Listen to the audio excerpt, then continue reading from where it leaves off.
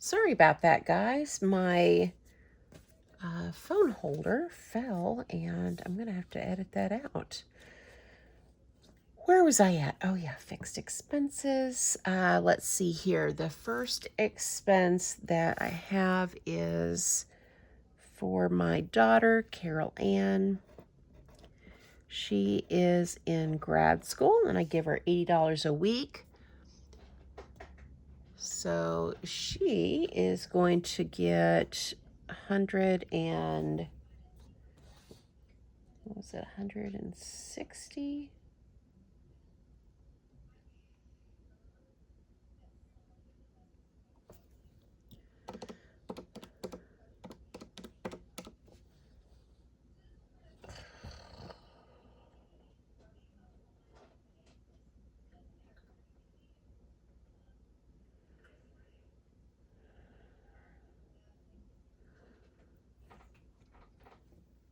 So $80 a week.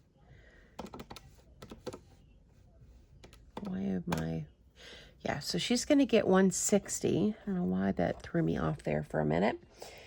And then we're going to pay half of the water bill. And that's going to be 25. And then half of the electric is going to be 100. So I've got 160 plus 25 plus 100 is 285 for fixed expenses. And then for cash envelopes, I've got food, and that's going to get 200. So $100 a week. Gas for my car is going to get 20 a week, so that's 40. And then we have the lawn care. That'll be $80. So our yard guy's only going to come once. Can't talk today. And last is cleaning. And cleaning is going to get 100. So total is 200 plus 40 plus 80 plus 100 is $420. And then sinking funds, I'm actually not going to contribute to sinking funds this time, but the funds that I currently have are car insurance, car maintenance. I have gifts and a fund for my kittens. And all of those are going to get 0 this time. So 0 on sinking funds. Now for savings, I am contributing and maxing out my Roth IRA. And that's going to be $250. And now let's take my income of $1,500 minus 285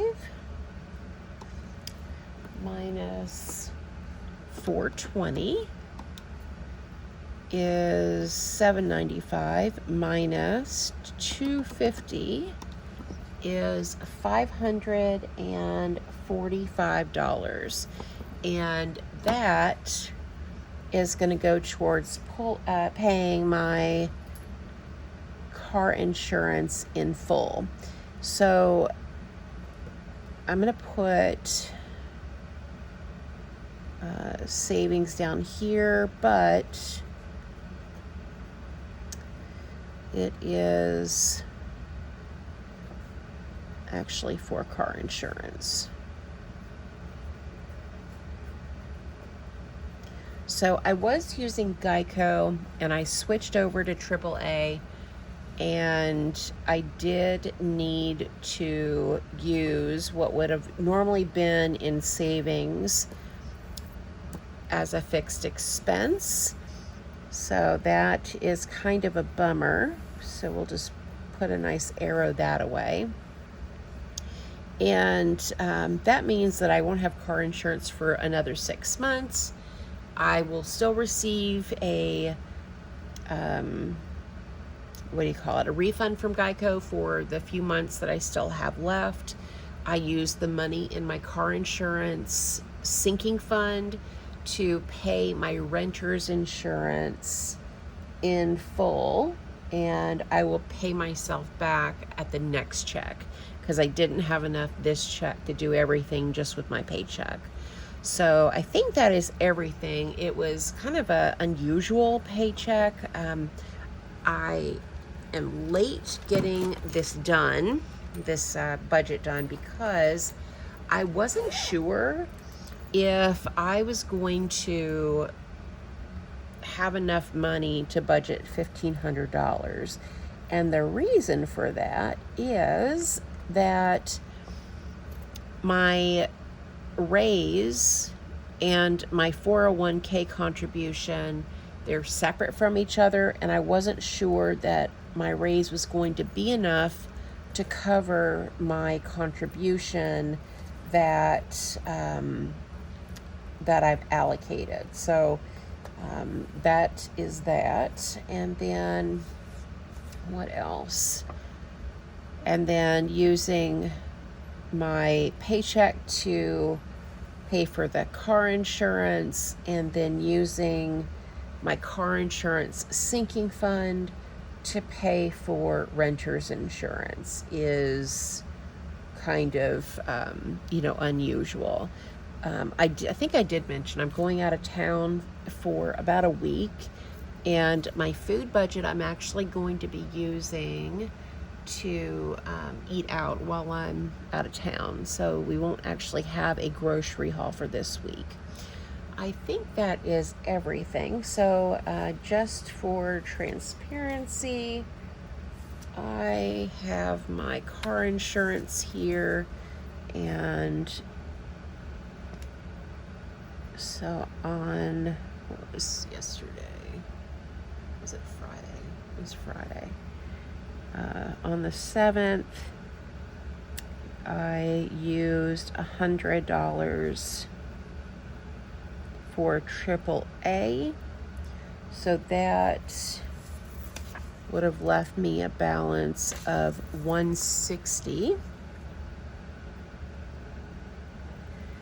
And since this was allocated for car insurance, I'm actually going to take the $160 and I'm going to add it, whoops, that was a minus $160, to my moving envelope.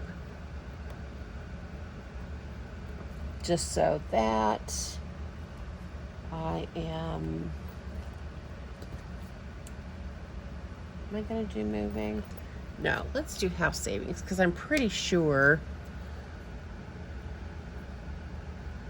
I'm good on my moving budget. So it's been a while since I've added anything to house savings, so let's add it here. Let's see. There's 160. So what I have in the bank right now is $4,500. So 1,000, 2,000, 3,000, 4,500. And now we have 100, 50, 70, 90, 210, 230, 250. So 250 now in cash.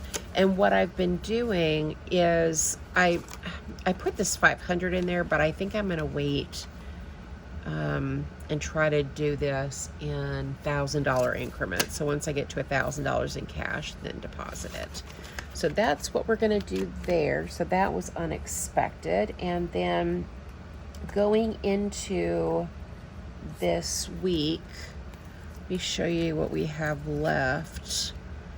So gas is empty. I did fill my tank up, and I did it in West Little Rock, where gas is more expensive. So that was kind of a bummer. I wasn't really expecting to spend that much on gas, but I did. Groceries is empty. That was between actually groceries that we purchased at the store and eating out. And then the cleaning ladies did come, so this is empty. And last is lawn care, and he actually hasn't come. So I still have 20, 40, 60, 80, and I already have $80 budgeted towards the lawn care, and he's only going to come out once, right, in the next 2 weeks. So I'm actually going to take this $80 that was left, and I'm going to put it into house savings. We pumped the brakes on house savings because of our moving expenses, and now that the moving expenses are done, I had no electric deposit, which I was expecting. I have $100 that I've already put down towards the movers, and everything else that's in the envelope is going to go towards paying them and giving them a tip. And yeah, that's it. I've already paid for everything. So yeah, we're going to add it to here. And so that was another $80. So 150, 170, 190, 210, 230, 250, 270, 290, 310, 330. So $330 in cash now for house savings, which is really exciting. I have a sheet that I was filling out for house savings, and I'm gonna have to find it. It's been a while since we've contributed, so I don't know where that is. And I might just get one of my budget sheets and keep up with it that way. But we're back on track, saving for house savings, and hopefully, over the next 2 years of my lease, I will save enough money for a really good down payment, either on an existing house, building my own house, or purchasing some land and putting a modular home on it. But I want to get back on track, and so I am really going to be pinching pennies until, for the next 2 years. So anyway, thank you to those of you who have hung around as, my goals kind of changed, but we're back on track. So I am going to try to cut costs wherever I can.